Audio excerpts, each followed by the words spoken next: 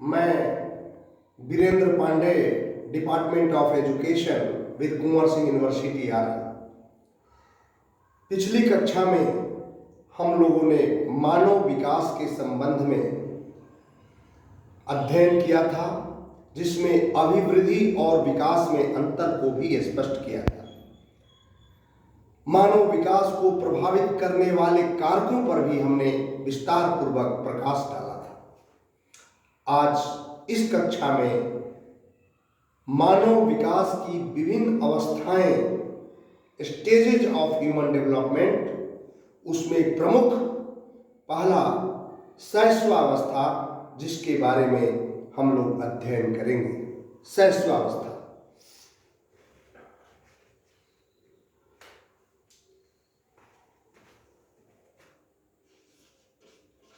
शैशवावस्था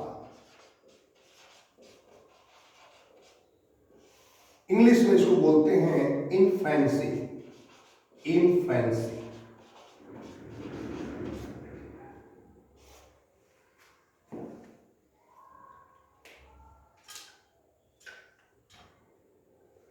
शैशवावस्था बालक के जन्म से लेकर 4 या 5 वर्षों तक रहती है। यह अवस्था बालक के विकास की मुख्य अवस्था है। इस अवस्था में बालक पूर्ण रूप से दूसरों पर आश्रित रहता है। बालक के जन्म के समय बालक का आकार 19.5 इंच का और उसका वजन 7.5 पाउंड का होता है। जन्म के 15-20 दिन के बाद उसके त्वचा का रंग स्थायी होने लगता है। गुड इनफ एक विद्वान है, उन्होंने कहा कि बालक का विकास उसकी पूरी आयु में जितना होता है, उसका आधा उसके प्रारंभ के 3 वर्षों में ही हो जाता है। इसलिए इस अवस्था में विकास की गति काफी तीव्र होती है। तो शैशवावस्था के विकास के विभिन्न पहलू, जैसे शारीरिक विकास, मानसिक या बौद्धिक विकास, सामाजिक विकास, सांवेगिक विकास, सब पर हम फोकस करेंगे। सबसे पहले हम लोग शारीरिक विकास की चर्चा करेंगे।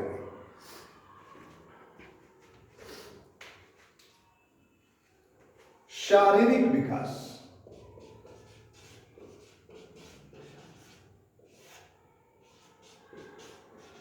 इसको बोलते हैं फिजिकल डेवलपमेंट।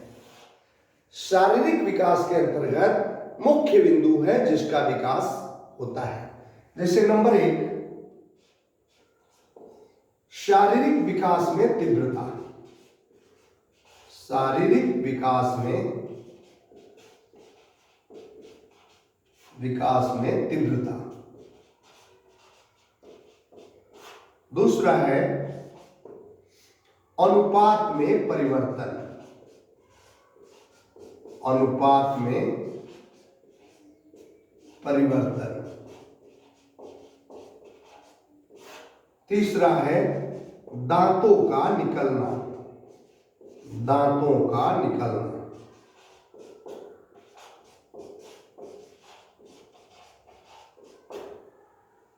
चौथा है हड्डियों तथा मांसपेशियों का विकास। हड्डियों तथा मांसपेशियों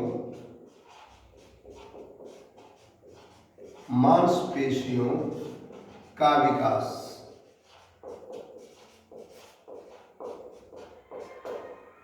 पांचवा है नाड़ी संस्थान। नाड़ी संस्थान। और छठवां है पाचन प्रणाली। पाचन प्रणाली। ये विकास शारीरिक विकास के अंतर्गत आते हैं।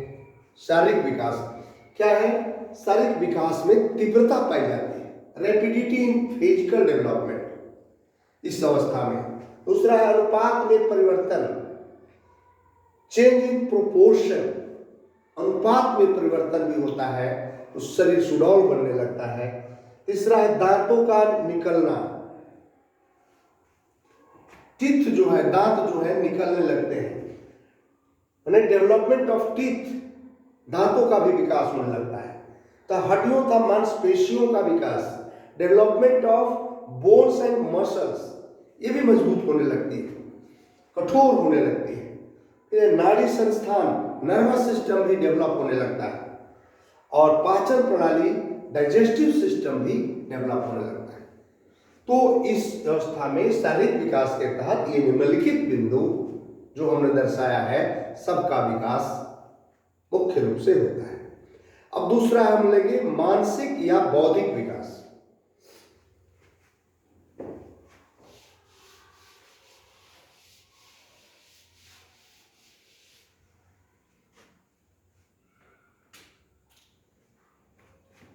मानसिक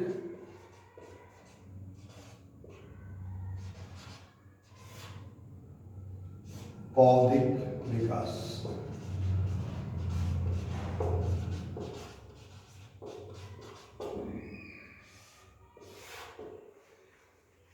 इसके तहत मुख्य बिंदु है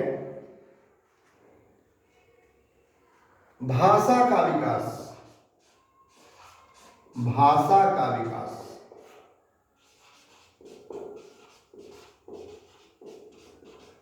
इसके बाद है नंबर 1 में भाषा का विकास, नंबर 2 प्रश्न पूछना, प्रश्न पूछना,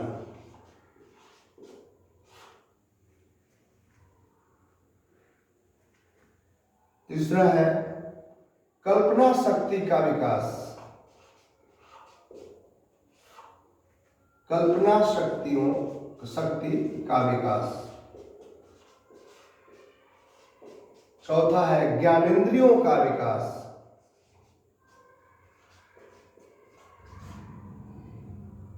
ज्ञानेंद्रियों का विकास,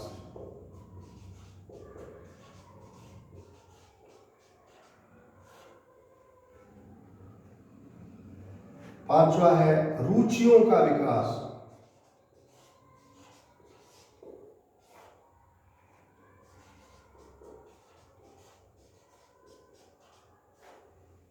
ये मुख्य बिंदु है मानसिक विकास के अंतर्गत। मानसिक विकास के अंतर्गत पहला है भाषा का विकास, लैंग्वेज डेवलपमेंट। दूसरा है प्रश्न पूछना, आस्किंग क्वेश्चन। इसमें होता क्या है कि बच्चा बाहर जब घूमने जाता है माता पिता के साथ, तो बहुत सारी नई चीजों को देखता है, और जब नई चीजों को देखता है तो उसके बारे में, हर चीज के बारे में पूछना चाहता है कि ये क्या है, ये क्या है, वो क्या है। तो प्रश्न पूछने, तो उससे मेंटल डेवलपमेंट उसका काफी तेजी से होता है। तो पहला हुआ भाषा का विकास। भाषा को विचार विनिमय का वाहन कहा जाता है। तो भाषा के माध्यम से वह अपने विचार को दूसरों तक, दूसरों के विचार को अपने तक पहुंचाता है। तो पहला बिंदु है भाषा का विकास, लैंग्वेज डेवलपमेंट। दूसरा है आस्किंग क्वेश्चन। तीसरा है कल्पना शक्ति का विकास, इमेजिंग पावर डेवलपमेंट। कल्पना, बहुत बड़ी बड़ी कल्पना समझौता है बालक, तो उसकी इस क्षमता का भी विकास होता है। ज्ञानेंद्रियों का विकास, सेंस ऑर्गन्स डेवलपमेंट होने लगते हैं। 5 ज्ञानेंद्रियां हमारी हैं। तो कौन कौन 5 ज्ञानेंद्रियां हैं मालूम है? 5 ज्ञानेंद्रियां हमारी हैं आंख, कान, नाक, जीभ और त्वचा। तो इस सब का डेवलपमेंट होने लगता है। तो और रुचियों का विकास, इंटरेस्ट डेवलपमेंट। इस चीज में बालक खेल, जैसे खेल में रुचि, संगीत में रुचि, किधर उसकी रुझान ज्यादा है, मित्र मंडली में रहने में रुचि, तो इस तरह के रुचियों का विकास। तो ये मानसिक विकास के अंतर्गत भाषा का विकास, प्रश्न पूछना, ज्ञानेंद्रियों का विकास, रुचियों का विकास, कल्पना शक्तियों का विकास, ये तमाम बिंदु हैं जिसका विकास इस शैशवावस्था में, शिशु में देखने को मिलता है। अब हम लोग लेंगे सामाजिक विकास।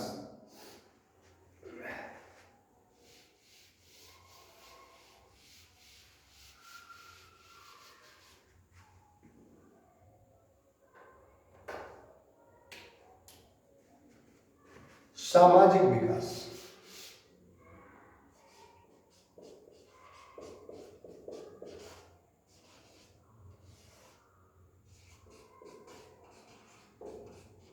Social development. सामाजिक विकास में क्या है? मुख्य बिंदु पहला, स्वयं केंद्रित बालक। स्वयं केंद्रित बालक।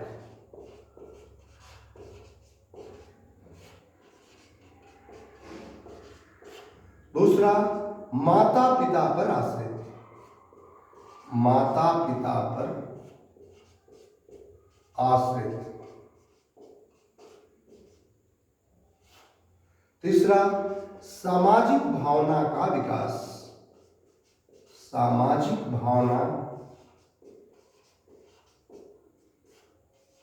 का विकास।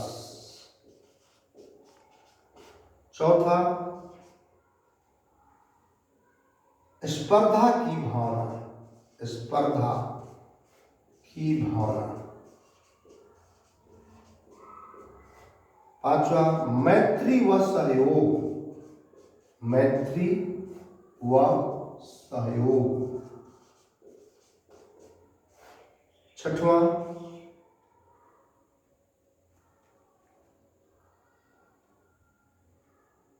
सामाजिक स्वीकृति।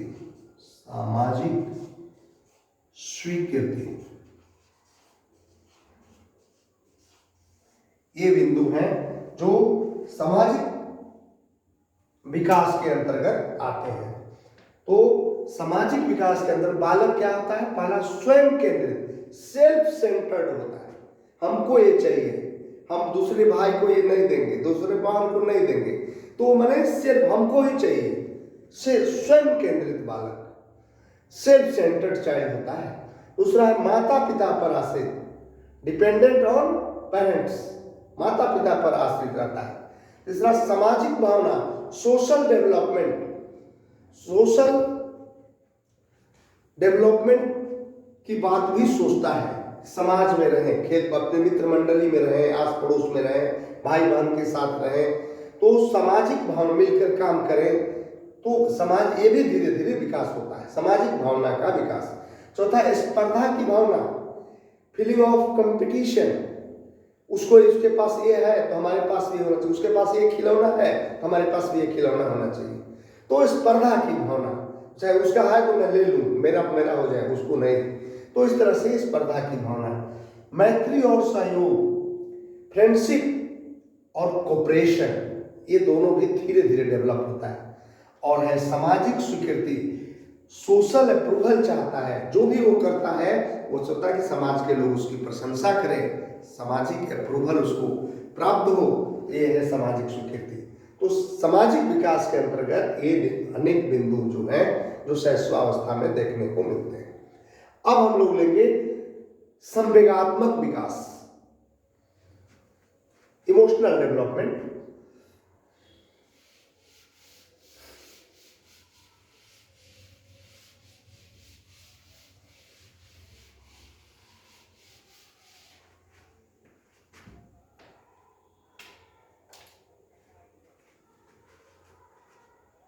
संवेगात्मक विकास,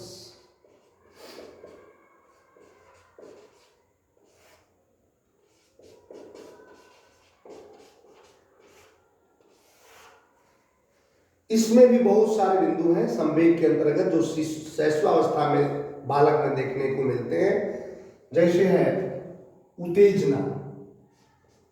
उत्तेजना। दूसरा है पीड़ा तथा आनंद। पीड़ा तथा आनंद। तीसरा है क्रोध। तीसरा है क्रोध। चौथा है परेशानी। परेशानी। पांचवा है डर। छठवां है प्रेम। सातवां है ईर्ष्या। आठवां है स्नेह और नौवां है उत्सुकता। उत्सुकता।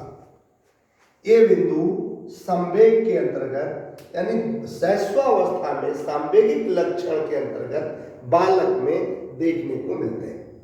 जन्म के समय बालक में उत्तेजनात्मक प्रवृत्ति अधिक पाई जाती है। एक्साइटमेंट इसको बोलते हैं, एक्साइटमेंट, उत्तेजना। इसके बाद दूसरा पीड़ा तथा आनंद, सौरो कष्ट में और आनंद, happiness, sorrow and happiness, enjoyment, तो पीड़ा का आनंद। तीसरा है क्रोध, एंगर। चौथा है परेशानी, डिफिकल्टीज, ट्रबलनेस। नंबर 5 है डर, फियर। छठवां प्रेम, लव, अफेक्शन।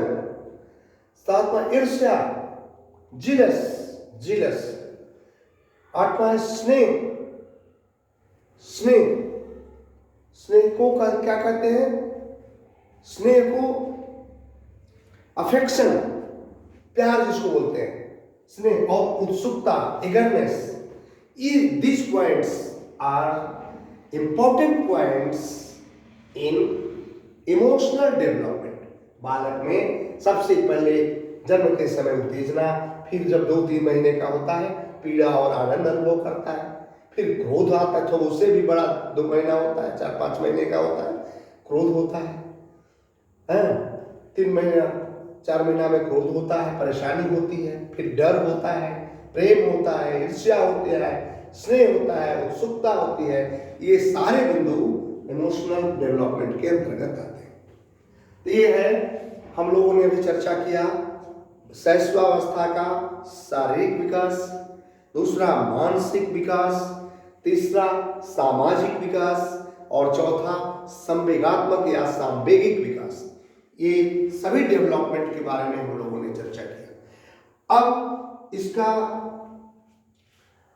शिक्षा व्यवस्था कैसी हो, इसका शैक्षिक निहितार्थ क्या हो, इस पर हम लोग चर्चा करेंगे। तो इसको भी हम लोग नोट कर लें।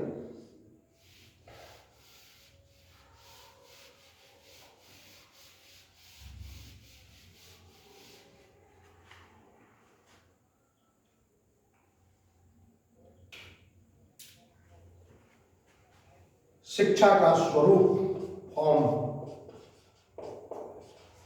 ऑफ एजुकेशन, इनके लिए शिक्षा की व्यवस्था कैसे किया जाए। तो पहला बिंदु है इसमें उचित वातावरण। उचित वातावरण।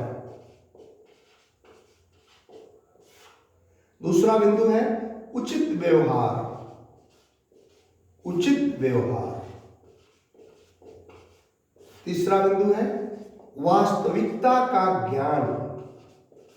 वास्तविकता का ज्ञान। चौथा बिंदु है खेल द्वारा शिक्षा। खेल द्वारा शिक्षा। पांचवा बिंदु है क्रिया द्वारा शिक्षा। क्रिया द्वारा शिक्षा। छठवां बिंदु है चित्रों और कहानियों द्वारा शिक्षा। कहानियों द्वारा।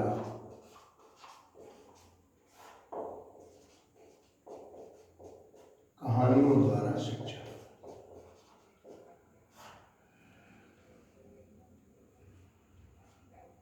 आदि, इतना बहुत पॉइंट।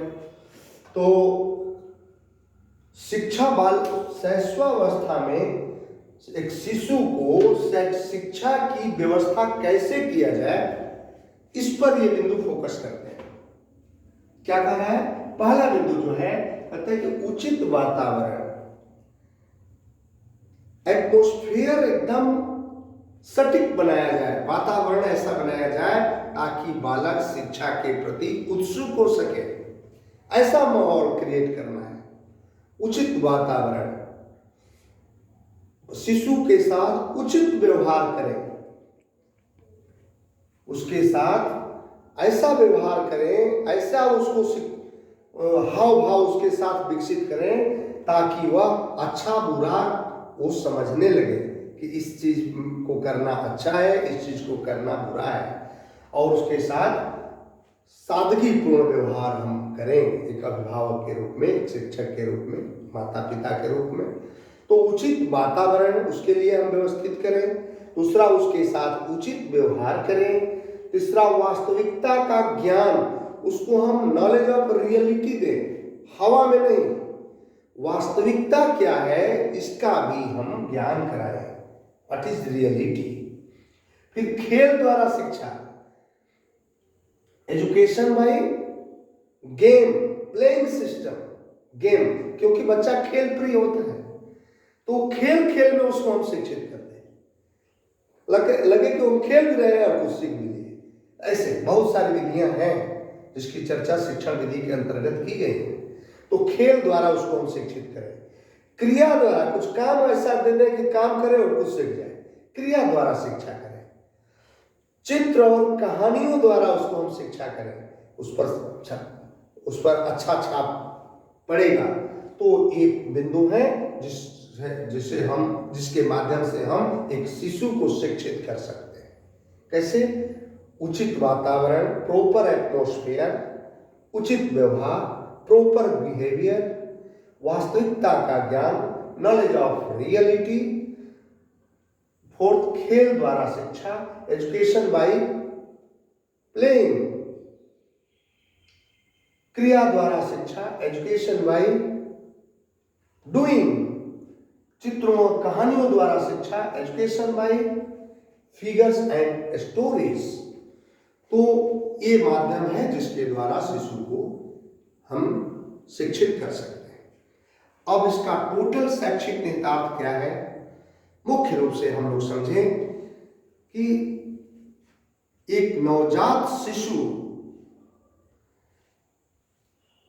जब जन्म लेता है तो पूर्ण रूप से सबसे पहले वो माता के दूध पर आश्रित रहता है।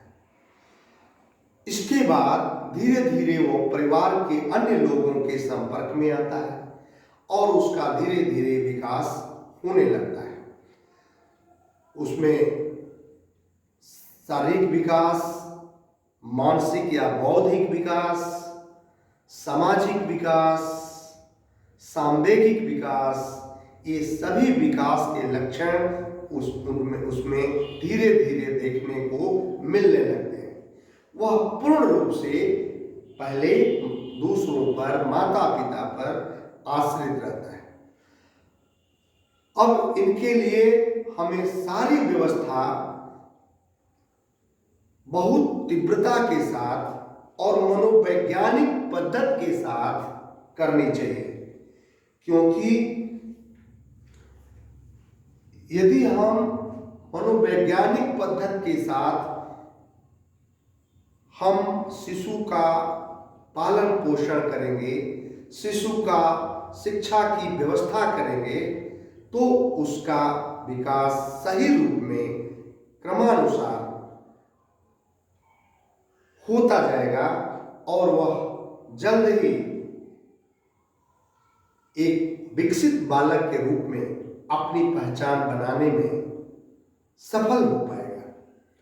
तो कहने का मतलब शिशु का लालन पालन मनोवैज्ञानिक पद्धति से होनी चाहिए, शिशु की शिक्षा की व्यवस्था मनोवैज्ञानिक पद्धति से होनी चाहिए, और शिशु को शिक्षा उसके मातृभाषा में ही दी जानी चाहिए।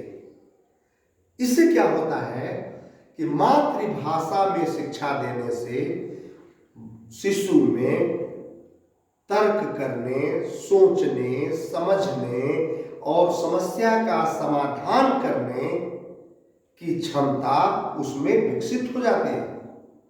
इसलिए शिशु को शिक्षा की व्यवस्था उसे मातृभाषा में ही करनी चाहिए।